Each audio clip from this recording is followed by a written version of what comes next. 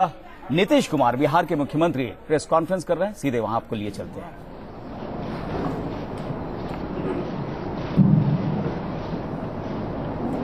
मुख्यमंत्री जी और गठबंधन के सभी माननीय नेतागण, सभी पत्रकार साथियों, बहुत लोगों के मन में बात उधर हंट कर रहे थे कि लगता है कि महागठबंधन में कहीं दरार है, पट नहीं रहा लोगों का। यह प्रयास अभियान Bharatiya Janata party RSS party जो प्रशस्ति हासिल किया है अफवाह फैलाने में, ये रोज प्रचार करते थे। ये लोगों का लगता है कि ये तो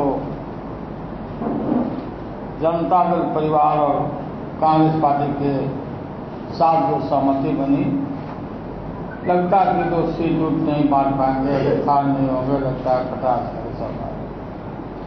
हम लोग सब बात देख रहे थे और उसका पता 6 बार हुआ कि हम लोग पूरी मजबूती के साथ खेत से लेकर खलिहान तक भारतीय जनता पार्टी को, आरएसएस को चुनाव में, एक चुनाव हो रहा है, चुनाव बिहार का चुनाव नहीं, यह देश का चुनाव हो रहा है। सारा देश का ध्यान हम लोगों के ऊपर लगा हुआ बिहार का तरफ।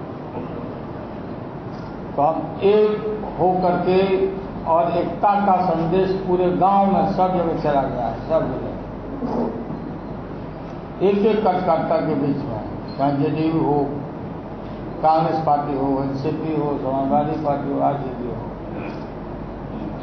मैं शुरू से बोलते आ रहा हूं कि जब हम गठबंधन में हम सभी हैं तो अकेले आरजेडी 243 सीट पर नहीं लड़ेगा।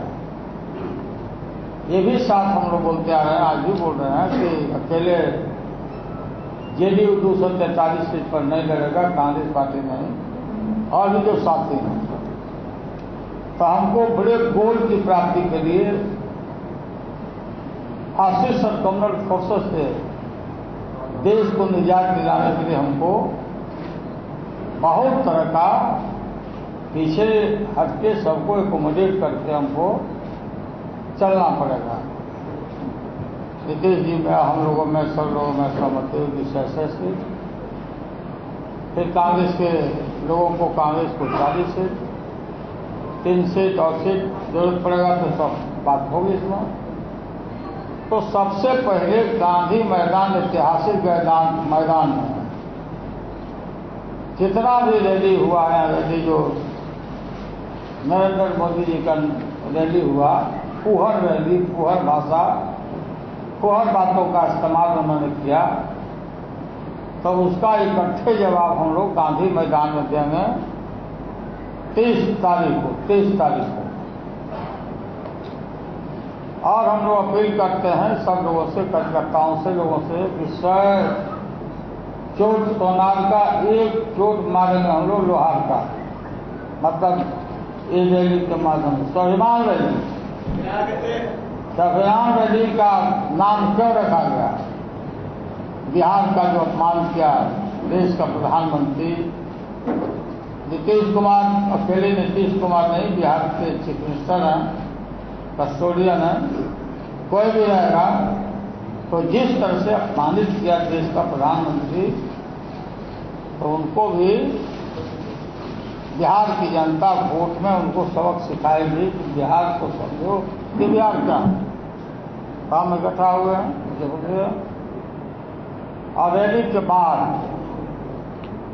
बड़े पैमाने पर हम लोग फिर कमिश्नरी वाइज बात करके, आपस में विमर्श करके, कमिश्नरी वाइज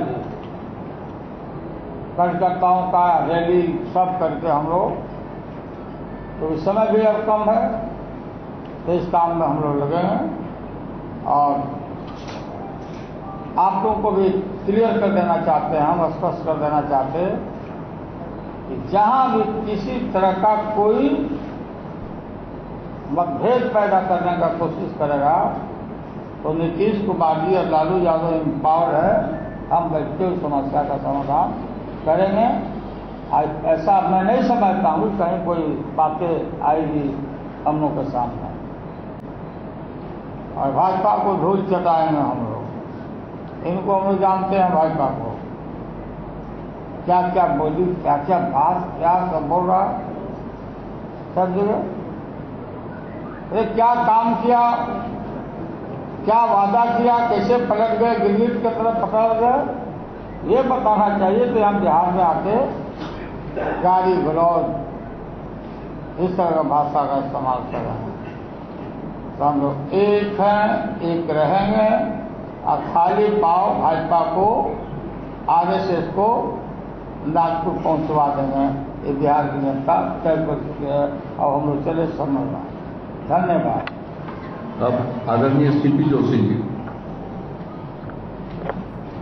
सम्मानीय नीतीश जी, सम्मानीय लालू जी, हमारे महागठबंधन के प्रदेश लेवल के सब नेतागण, उपस्थित साथियों, मुझे कहते हुए बहुत प्रसन्नता है कि भारतीय राष्ट्रीय कांग्रेस ने एक घटक के रूप में इस चुनाव में महागठबंधन के साथ चुनाव लड़ने का निर्णय लिया। आप सब जानते हैं कि संसदीय लोकतंत्र में सबसे बड़ा खतरा नरेंद्र मोदी जी हैं। इस देश में संसदीय लोकतंत्र मजबूत रहे, इस देश में धर्मनिरपेक्ष ताकतें मजबूत रहें और सब लोगों को साथ देकर प्रदेश का और देश का विकास कर सकें। इसकी जो परीक्षा हो रही है वो बिहार में हो रही है।